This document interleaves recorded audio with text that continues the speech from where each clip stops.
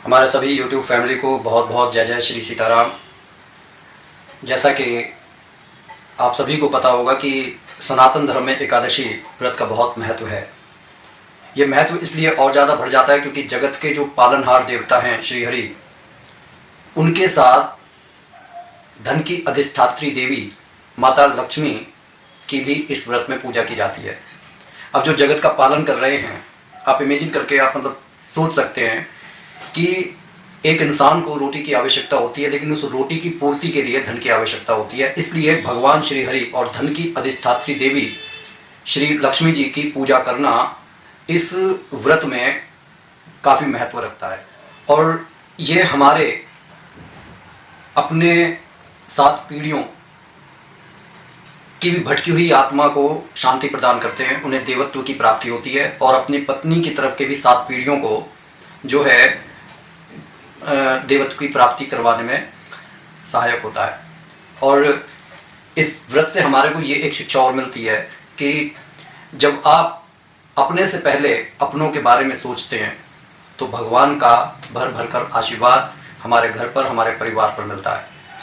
ये कभी अपने दिमाग में ना लेकर आएँ कि भाई मैं पूजा कर रहा हूँ तो सिर्फ मेरे को ही फायदा होगा। आपको सोच कर देखिए, जब घर परिवार में कोई व्यक्ति बीमार होता है तो उसका असर घर के अन्य सभी सदस्यों पर भी पड़ता है। बिल्कुल उसी तरीके से यदि आप स्वस्थ होंगे और आप कामयाब होंगे तो उसका असर भी आपके घर परिवार पर पड़ेगा। तो एकादशी की बहुत महिमा है, और ये महिमा यूं ही नहीं है। ये एकादशी का व्रत जो हर 15 दिन के बाद आता है, दरअसल ये हमारे क्षय हुई ऊर्जा को रिकवर करने के लिए आता है। जैसे जिस तरीके से मोबाइल की बैटरी जब उसके अंदर ऊर्जा की कमी होती है तब वह पूरी तरीके से काम नहीं कर सकती, इसलिए उसे ऊर्जा की आवश्यकता होती है और हम उसे लाइट से कनेक्ट करके उसके ख़त्म हुई ऊर्जा को पूरा करते हैं। बिल्कुल उसी तरीके से ये एकादशी का व्रत हमारे जो विचारों के द्वारा क्षय की गई ऊर्जा को दोबारा से एक सेंट्रलाइज कर देता है। इस बात को समझने की बहुत ज़्यादा आवश्यकता है और यही इसकी एक साइंटिफिक महत्ता भी है।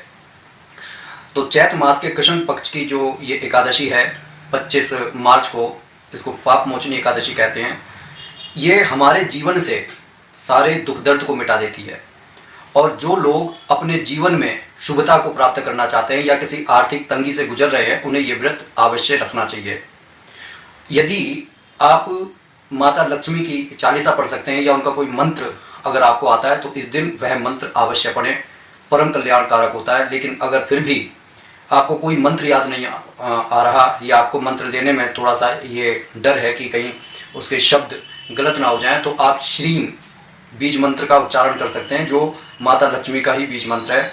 इस तरीके से आप भगवान श्री हरि का ओम नमो भगवते वासुदेवाय या फिर खाली माता लक्ष्मी का श्री मंत्र का उच्चारण करके आप अपने इस जीवन से ना सिर्फ दुख दर्द को हमेशा के लिए हटा सकते हैं, बल्कि अपने जीवन में सुख और वैभव को आकर्षित भी कर सकते हैं। 25 मार्च को शुरू होने वाला यह पाप मोचनी एकादशी का व्रत, जो एकादशी है, एकादशी तिथि की शुरुआत 5:05 से अगले दिन 26 मार्च को रात्रि के 3:41 तक रहेगी और इसके पारण का समय 26 मार्च को 1:41 से 4:08 तक होगा।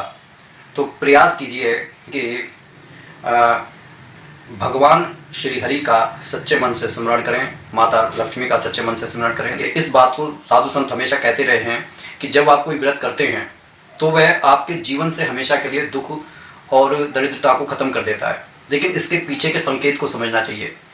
जिस बात को कहा गया है, जब आप व्रत रख रहे हैं, आप पूरी तरीके से आपका मन स्थिर हो गया है और आपने आज्ञा चक्र में अपने विचारों को बिल्कुल स्थायित्व प्रदान कर दिया है, आपकी स्थिति मजबूत हो गई है। लेकिन व्रत रखने के बाद में आप पुनः जो है तामसिक विचारों से घिर जाते हैं, उन्हें दूर करने की कोशिश नहीं करते, क्योंकि विचारों का तो एक प्रवाह है, पानी की तरह वो बहते रहेंगे। लेकिन आपको अपने जो स्थिति है, जो आपने आज्ञा चक्र में अपनी स्थिति को दृढ़ कर लिया है, यदि वह दृढ़ रहती है तो आप निश्चित मानिए आपका परम कल्याण होगा। लेकिन जिस तरीके से पानी नीचे की ओर बहता है, तो आपको उन विचारों को नीचे के तलों पर लाने से बचाना है।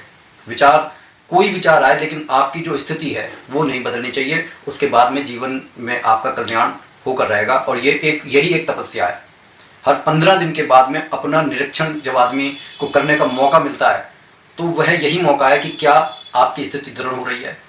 और जो साधु संत हमेशा एक रस एक भाव से भगवान श्री हरि का स्मरण करते हैं, वह परम तत्व को प्राप्त हो जाते हैं। अगर जानकारी अच्छी लगी हो तो कमेंट जरूर कीजिएगा। एक बार पुनः 25 मार्च की सुबह 5:05 से जो है एकादशी तिथि की शुरुआत हो रही है, जो 26 मार्च को 3:45 पर समाप्त होगी। अगले दिन इसी द्वादशी में जो पारण करने का समय दोपहर 1:41 से 4:08 तक रहेगा। तो आप सभी को पाप मोचनी एकादशी की बहुत बहुत शुभकामनाएं। जय जय श्री सीताराम।